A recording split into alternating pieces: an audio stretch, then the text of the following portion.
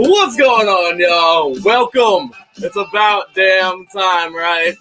How's everybody doing out there this morning? It is a beautiful morning, Monday, August 3rd, 2020. I'll tell you what, this is going to be a lot of fun today, y'all. Finally, we are here on StreamYard.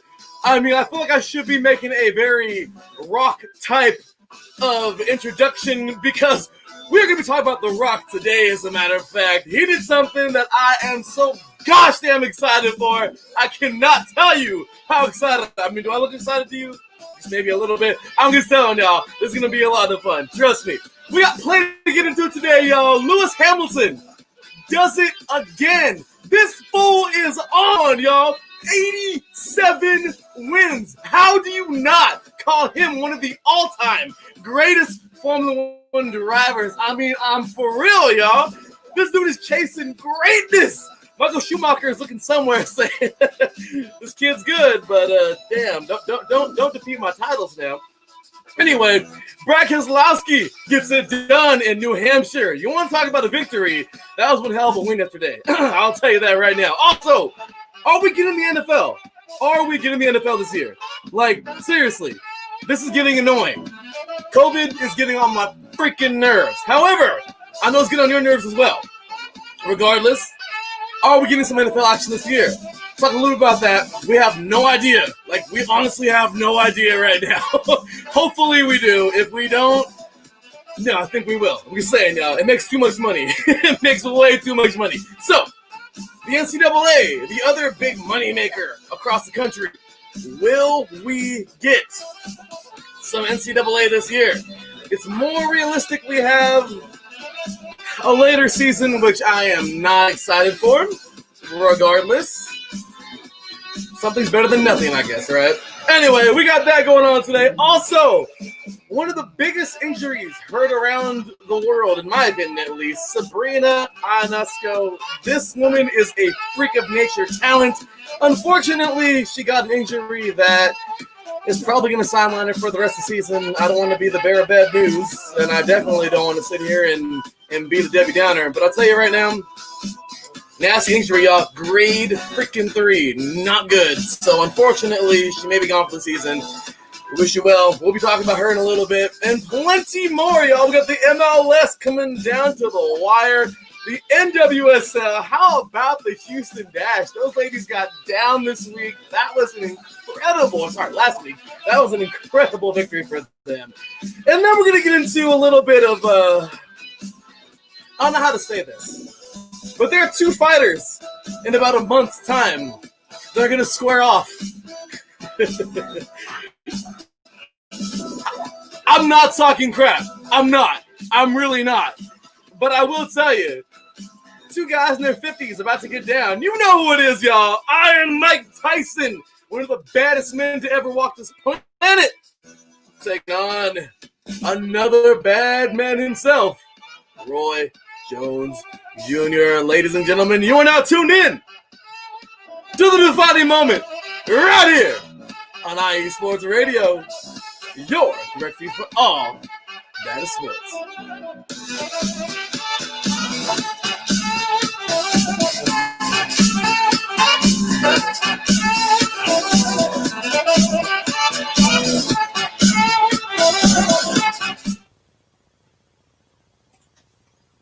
Welcome, sports fans. All right, though, just gonna go to this right now. My bad for the little Spreaker mishap. Wasn't working today.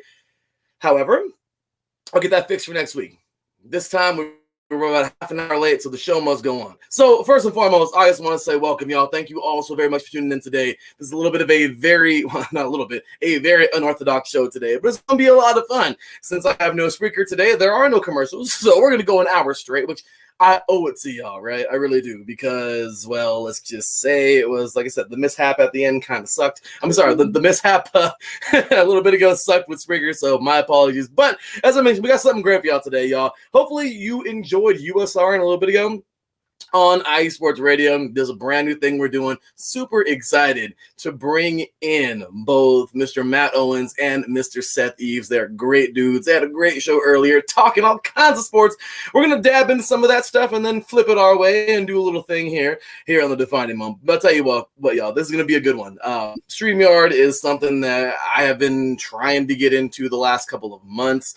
Of course, as you know, COVID wreaked its havoc on everybody and the world and, you know, all this nonsense. But we are still digging. We're still doing our thing. So I appreciate all the views, by the way. I'm seeing y'all just pop in like a bunch of Jack in the Box, y'all. Thank y'all so much for tuning in today, for joining me here on the Defining Moment here on IE Sports Radio, your directly for all that is sports. Y'all already know what it is, y'all. So, first time here on StreamYard. Really excited for that. So, let's get things going, shall we? First things first, gotta say what's up to the chat room. What's going on YouTube, by the way. We're all over the freaking place, y'all. Today, we're on YouTube. We think we're on Facebook. We're on 2 different Facebook pages, my personal Facebook page, and we are on the live Facebook page as well. And we didn't get Periscope, unfortunately, but we did, of course, manage to get YouTube, and no Spreaker today, but we'll get back to that next week. Anyway, y'all, with that said, let's get on into it, shall we? First and foremost, we got something here today that I'm excited for. This was just, I can't help it, y'all. The more this guy wins, the more I want to talk about him. I mean, naturally, right? But Lewis Hamilton, y'all, can we get a hand clap? I mean, Lewis freaking Hamilton.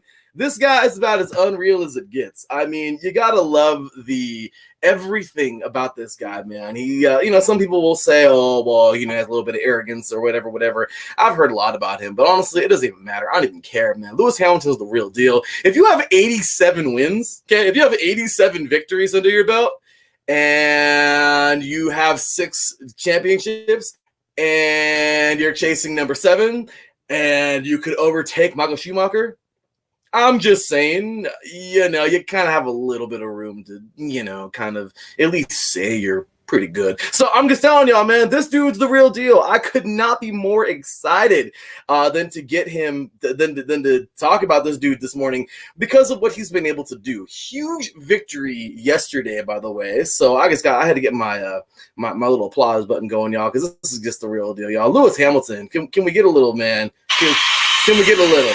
Can we get a little? Because thank you. That's right. I had to get the applause button. I had to get it some way, somehow, because he is about as real as it gets, y'all. 87 victories. He got it done. And yesterday was a little more special than the rest. I mean, it's not like he hasn't done it before, but at Silverstone, y'all, he, of course, drives. Okay, yes, that he did that. That is where he comes from. He drives a German car, but it doesn't matter. Okay, he took that thing home at Silverstone and got a huge victory at Formula One yesterday. Well, in Formula One yesterday at Silverstone, winning the British Grand Prix. It is a homecoming for the Brit as he gets it done. Talk about an amazing victory, right? This dude gets it done, and the last lap was hectic as can be. We have, and I wish today I was a little more prepared. I would love to have little video clips on here and everything, which you can do. So in the coming weeks, you will see lots of video clips. You'll see lots of stuff like that. However, today it's just going to be me. So my apologies. If you're just tuning in, by the way, thank you all so much for tuning in for the Defining Moment right here on Sports Radio, your refuge for all that is sports. So first things first, y'all, as I mentioned, Lewis Hamilton gets it done. The last lap, everyone's tire blows. How the hell does that even happen? Like, seriously, it was like a detonate on these cars or something like that. Like, you got to be kidding me. Everyone's gosh damn tire blows in the last lap. I mean, there had to have been a couple of, I don't know how many cars there were. Yeah, I mean, we're talking about Verstappen, even Lewis Hamilton, okay? But he still manages to win the damn race at home, okay, in amazing fashion. 87 victories. This man is now 13 victories away from 100 career victories. He has been driving for, maybe a little over 15 years, I think, around there.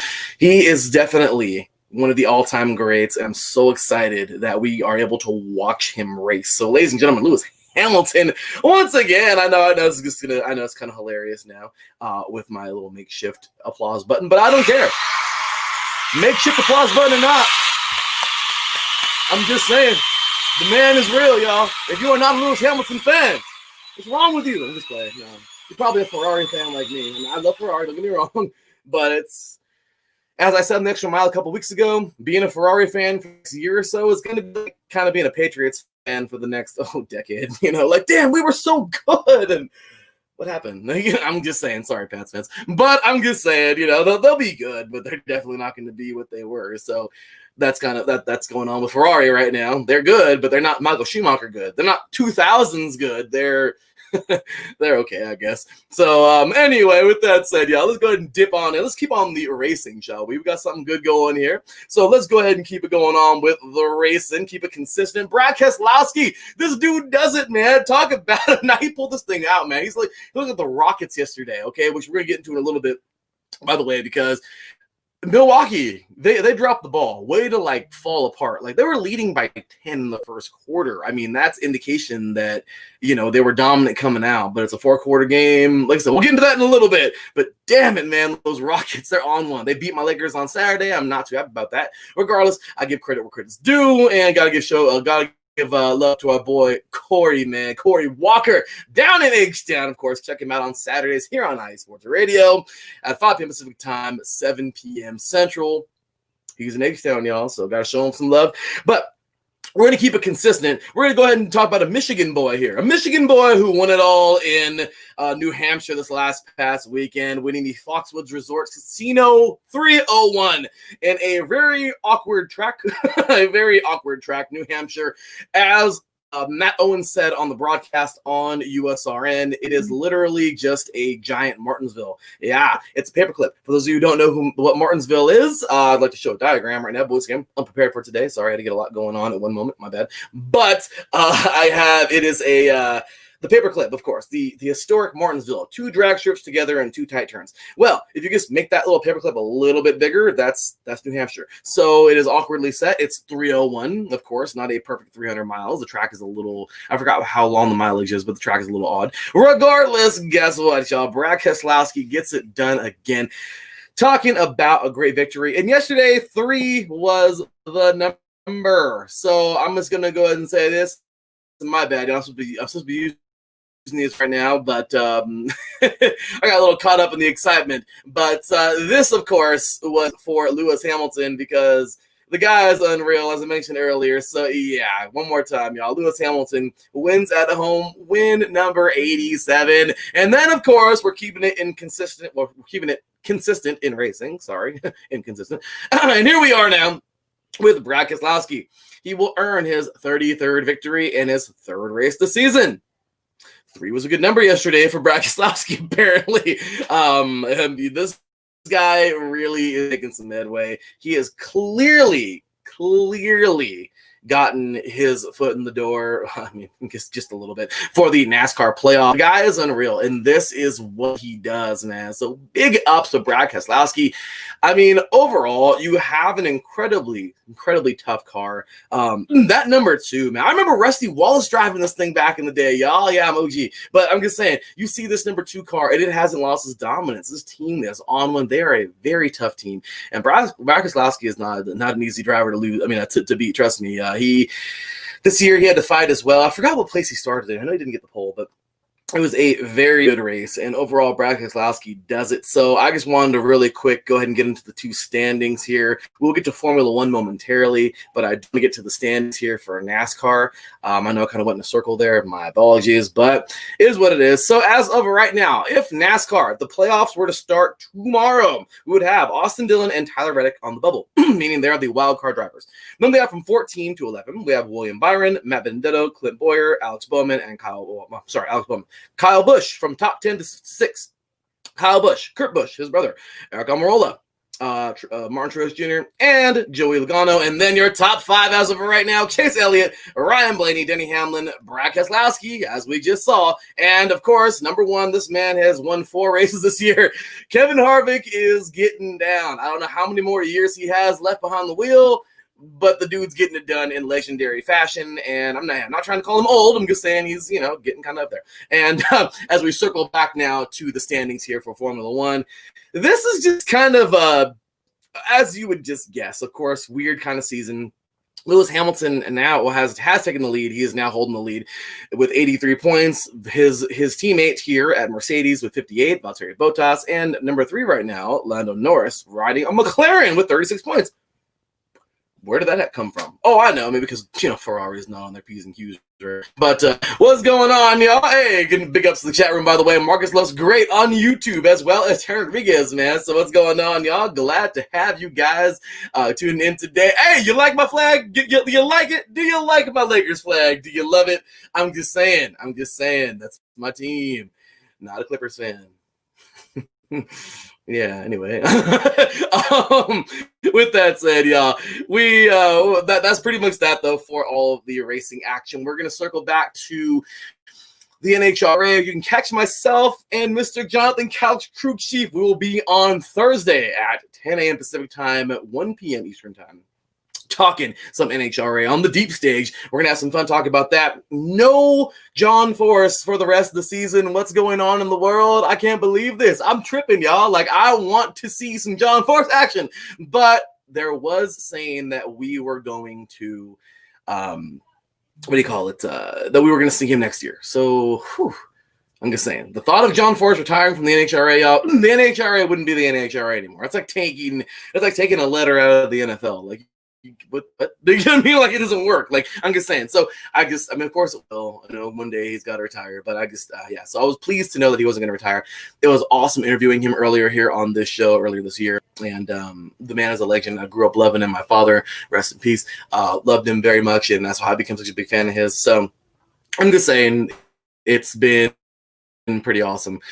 So yes, I know we have a little breaking news, which I already mentioned in the introduction, which we're going to get to in a little bit here, because we're going to get football, and it's going to be pretty freaking sweet, because I have a lot to say about, as I mentioned, Mr. Dwayne Johnson and what he partners have come together to do, which is going to be really exciting. So with that said, y'all, let's go ahead and jump on in now into a little thing that, we're now into some college football. I just want to talk about this really quickly, because this has been annoying the hell out of me, and it's going to annoy some of you, and it's probably been annoying some of you, and it just sucks. As I mentioned, COVID has unfortunately taken over our damn lives, and it's not very fun. Well, guess what?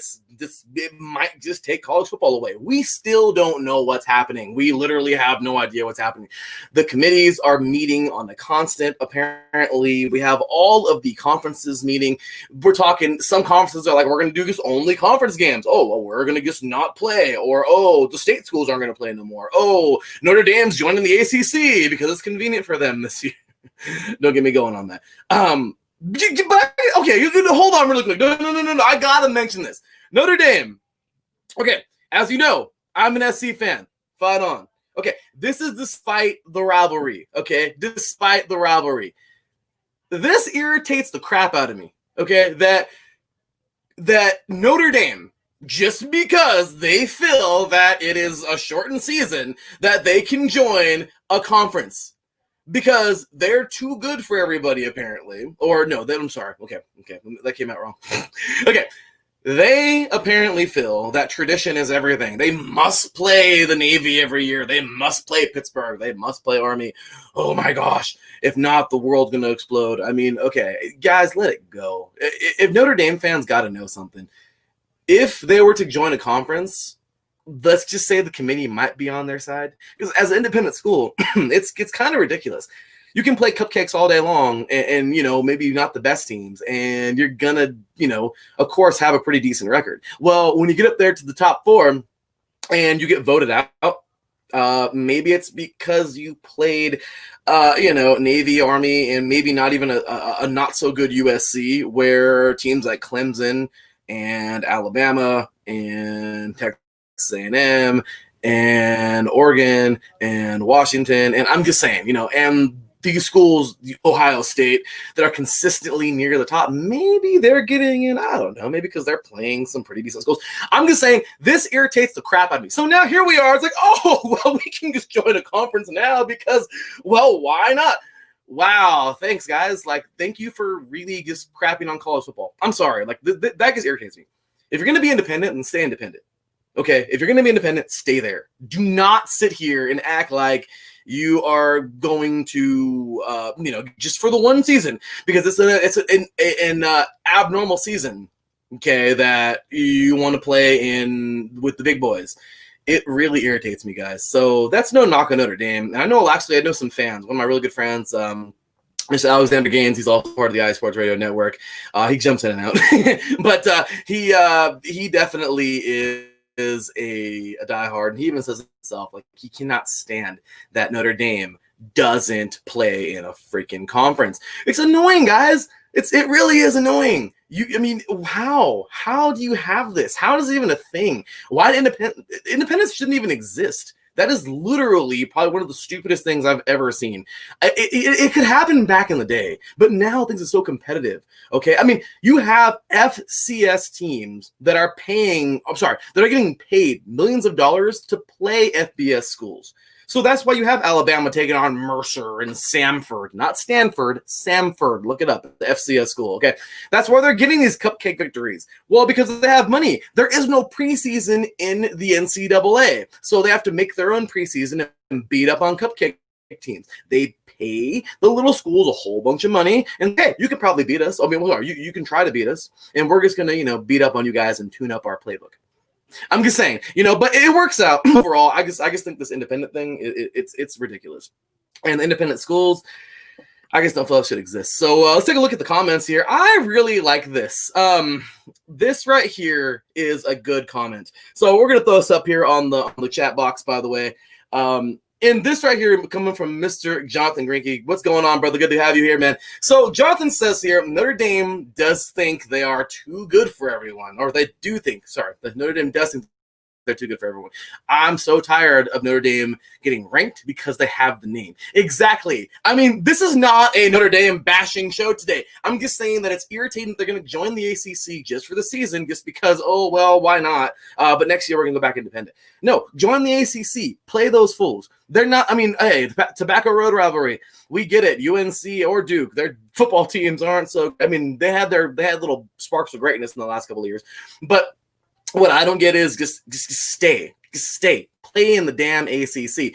I personally believe they belong in the Big Ten. I'm a geographic kind of guy. It kind of still bothers me that Utah and Colorado are in the Pac-12. I just don't get it. Like, it doesn't make sense. I'm like, yeah, here's the Pacific Coast, and here's the middle of the country. I mean, not like 100% in the middle, but it's kind of like not where it is. I'm just saying it's kind of weird. Like, I don't really care for that. I'm a total geographic guy. So it does kind of bother me that, Notre Dame would be over here in the country and then like way over here. I guess I'm backwards for you guys, but yeah, Notre Dame would be right here in the middle of the country. And then over here on the East Coast is the ACC. So, it is what it is, but regardless, it's a conference. And that to me is big. The rest of Notre Dame sports are in the conference. So why would anybody, why? Why would anybody, why would the football team be the only reason? Can we let go of tradition? Can we please? Because that's really annoying. And they think that, they got their nose in there. So once again, maybe it's not 100% that, and I'm not trying to bash Notre Dame, but like I said, I think it's really annoying. So, also, Jonathan says here, and this is true. This is a little ridiculous. I love you, buddy, but I don't know, man. This is a little crazy right here. The MAC, it would be no better than independent because Notre Dame could definitely recruit, and they would probably punk the rest of the MAC.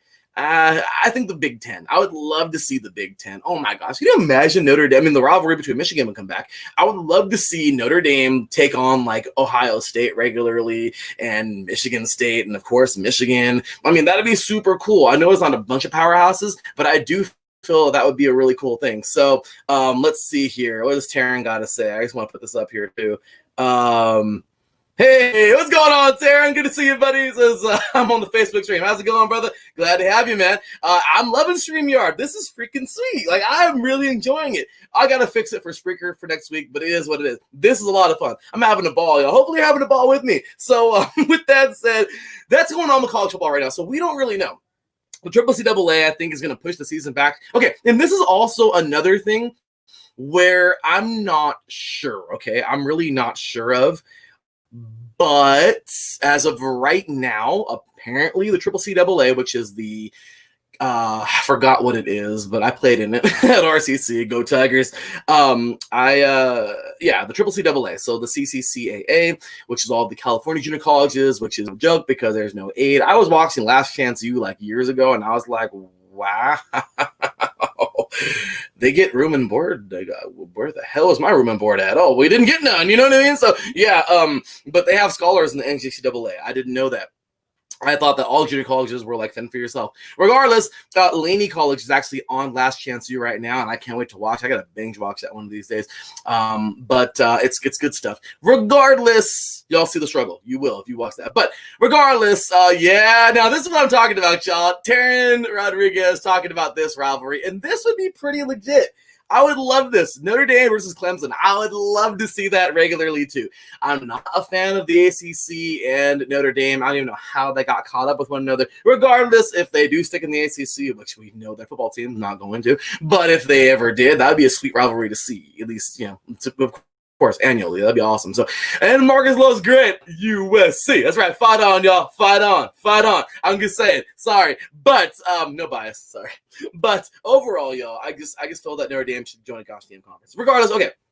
I got a little bit out of there. So, we're going to jump on over to the NJCAA. I don't know about the NJCAA. My gosh. Trying to say that 5 times fast. You probably can. I just get tongue-tied. But regardless, the 2 junior colleges, I believe, may or may not, get the season in January. And if that does happen, I'm not really, I see you, Jonathan. Roll Tide, y'all. Hey, look, I got love for Bama, man. My mentor is Mr. Manny. I doubt he's watching, but what's going on, brother? If you are, I'm a great guy. Big time Bama fan. And we have Jonathan here with rolling here. So I'll tell you what, this is if we do get a season, it'll be a special season, and maybe not in the best way. How am I saying that? Why am I saying that? Because if Alabama and Florida and USC, all these schools that are used, of course, states are used to, but, or private schools, they play. But state schools don't, then what the hell is going on? Like, are we really not going to get Ohio State versus Michigan? Are we going to get some kind of awkward mixture of, like, these little schools playing big schools, an actual serious season? Like, like San Diego State playing UC Davis? Like, that makes no sense. No hating on the Aggies, I'm saying. But we clearly get that one's an FCS school and one's an FBS school. So, I'm just saying this right now is countless meetings are going on. The last I heard from him about a month ago was talking about, I know it's probably a lot happened by then. Sorry, I'm a little late to the party. But I will say that we don't know what's happening right now. The state of college football at this moment in time, we have heard, and I remember seeing this with Mr. Feinbaum about a month ago here on one of the Twitter accounts I was watching. I think it was like at NCAA football. But regardless, a very unpopular choice that I am not feeling at all. January football. Okay, I coach high school football. I also play semi-pro, but I'll tell you what, the high school kids, that's okay. You can play a winter season because, it's going to screw up like if they're a dual or tri-sport athlete. Yes. Unfortunately, COVID has screwed up a lot of things.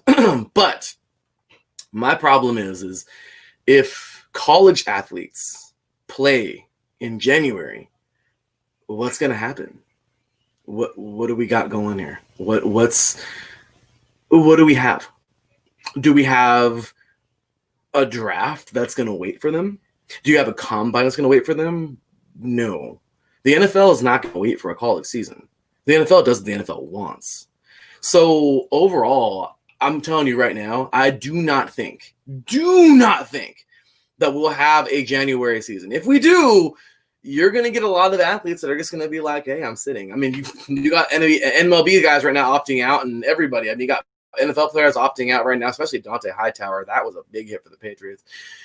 But you have guys that are just going to opt out because it's not right. So let's see here. Let's go to the this is going to be quite funny. I'll put this up real quick. Taryn says, I'm glad UC Davis. Yeah, that was the first time actually in USC history that USC would have actually played an FCS team. So USC, UCLA, and Notre Dame are the only FBS schools that have not played an FCS school. There you go. That's your Snapple fact of the day. Thank you, Darren. Absolutely, man. So let's get on over to this, because this is pretty cool.